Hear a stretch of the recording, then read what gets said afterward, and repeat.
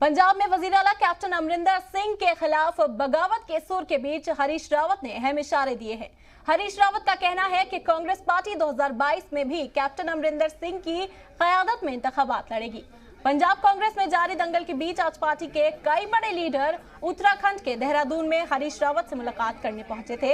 इसी मुलाकात के दौरान हरीश रावत की तरफ से साफ इशारे दिए गए हैं कि लीडर की तरफ से कैप्टन अमरिंदर सिंह को हटाने का जो मुतालबा किया जा रहा है वो पूरा नहीं होगा और पार्टी उनकी क़यादत में ही 2022 का इंतखाब लड़ेगी।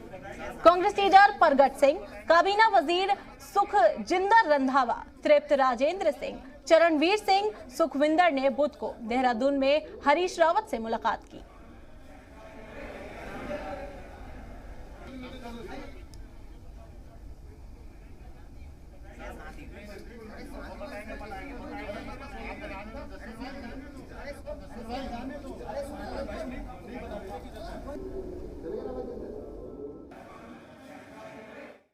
हम अमरिंदर सिंह जी के नेतृत्व में ही 2022 में चुनाव में जा रहे हैं। मुझे मेरा मानना है जो मुख्यमंत्री भी हैं वो बहुत अनुभवी व्यक्ति हैं और बड़े दिल के व्यक्ति। हाँ, थोड़े परिवर्तन, क्योंकि सिद्धू एक अलग परिवेश से आए हैं और हमने कई बातों को देख करके उनको पंजाब में कांग्रेस का दायित्व सौंपा है, अध्यक्ष पद का, क्योंकि हमको आगे के लिए भी देखना था, तो आगे की तरफ देख करके सौंपा है।